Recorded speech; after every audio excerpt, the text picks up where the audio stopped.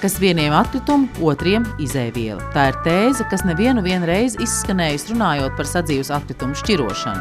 To noteikti var apstiprināt bērnu dārza audzinātājs, kas ikdienā darbojas aktīvi ar mazajiem liepainiekiem. Ja godīgi, tad audzinātāja darbs bez maz no tā sastāv. Strādāt ar to, kas paliek citiem pāri. Tur jau tā skolotāja izdoma, ko tu vari no tā izgatavot. Un jo tu vairāk visu kaut ko meklē, izdomā, jo sanāk interesantāk. Jā, bērni. Mālācis un tagad līmē klāt, tev izdosies, jā?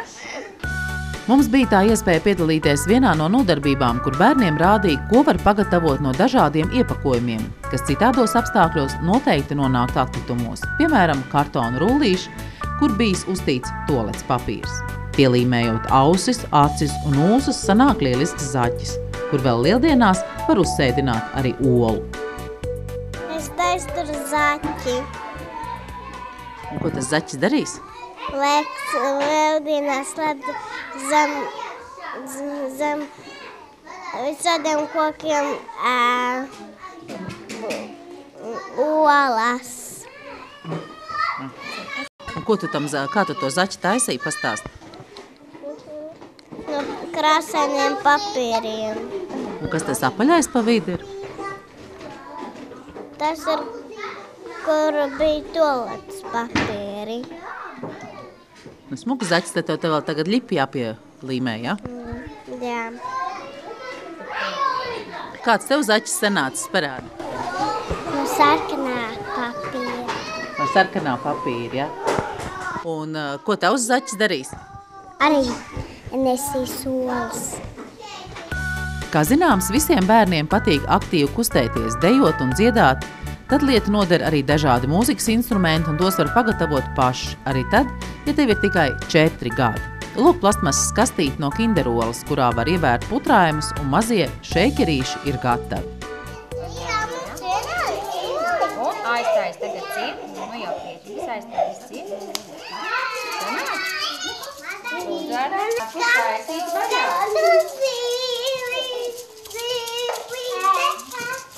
Tagad viss kopā. Mālači. Tagad stop. Bērniem bija iespēja aplūkot arī vecāko grupu veikumu. Visādas interesantas lietas, tajā skaitā mūzikas instrumenti, kas pagatavot no atkritumiem. Nebaidīšos šī vārda.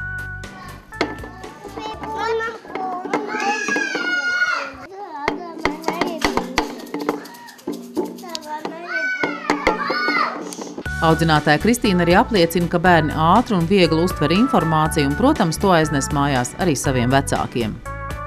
Ja godīgi, mani bērni iemācīja atkritumus šķirot. Viņi man tā kā pārmet, ka es to nedarīju. Viņi gan vidusskolnieki, kad bija, bet viņiem arī bija kaut kāda stunda par to. Un tad tā saņēma aizrādījumus gan par papīru, gan par stiklu. Un tad es tā sāku ar to nodarboties arī mājās. Arī pirmskolas izglītības saulīte piedalījās Liepājas Rass izsludinātajā konkursā un iesniedza darbu Zelta saksofons. Liepājas Rass jau tradicionāli katru pavasari rīko šādu konkursu.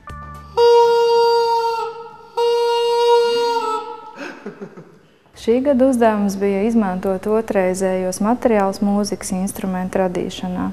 Darbi ir saņemti ļoti daudz, teju 100 darbiņi. Autori ir no Liepājas pilsētas, kā arī reģiona pirmsskolas izglītības iestādēm, un jāteic, ka ļoti grūti bija izvērtēt. Viens no galvenajiem nosacījumiem, lai izgatavotie mūzikas instrumenti būtu ne tikai glīti un interesanti, bet arī darbotos.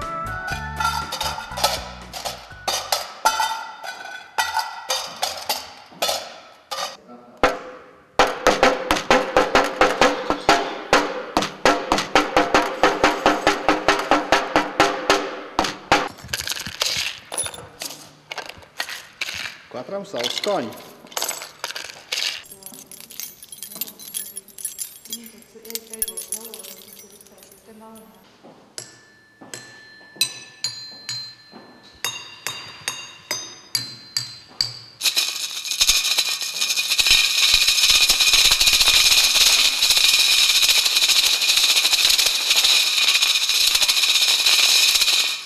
Un lūk arī labākie. Šīs jogurtu pudelītes, kas veido gammu, ieguva 3. vietu. Caur bērniem mēs uzrunājam arī viņu vecākus, kuriem mēs rādām, ka šīs lietas, kad viņas beidz savu dzīvi, var tikt izmantotas otrreiz. Un no tām tikt radītas, var tikt skaistas un arī praktiskas lietas. Nu, kā piemēram šīs te jogurtu pudelītes tukšās, kuras ir pārtapušas, instrumentos ar savu skaņu gammu, kas ir arī praktiski visnotaļ izmantojami, bērniem mācot ritmu izjūtu, skaņu, sapratni. Savukārt 2. vieta Durbas pirmskolas izglītības iestādē, kas no pudeļu korķiem izgatavojuši jauko trejdeksni. Un šeit mēs varam aplūkot 2. vietas ieguvēju Durbas pirmskolas izglītības iestādes Ābolītes iesniegto darbiņu, kur, kā mēs saskaitījām, ir 118 korķīši, kas ir patiešām var redzēt, ka viņi ir otrreizē izmantoti. Te ir plastmasas pudeļu korķīši, ālus pudeļu korķi, kā arī konzervu buņģu un vēl iespējams kādu zobu tūbiņu vai kādu citu iepakojumu materiāls. Bet 1. vieta un 200 eiro naudas balva pirmskolas izglītības iestādes Saules Zaķes grupai Zaķēna, kas bija pagatavojuši šo brīnišķīgo aprīkojumu orķestrim.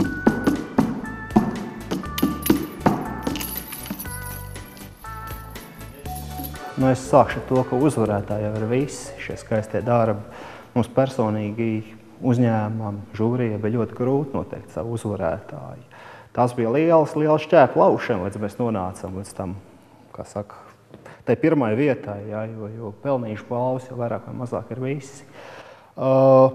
Šis darbs, jūs redzat, jau nav vienkārši bungas vai kaut kas, tas ir vesels orķestrs, tas ir mūzikas instrumentu komplekts, kurā ietilpst ne tikai šīs bungas, bet arī dažādi, teiksim, ritma instrumenti,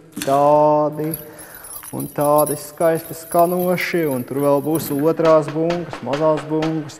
Vārdu sakot, tas ir lielas komandas, liels un atbildīgs darbs, kurš vienkārši nevarēja tikt nenovērtēts no mūsu izpratnē.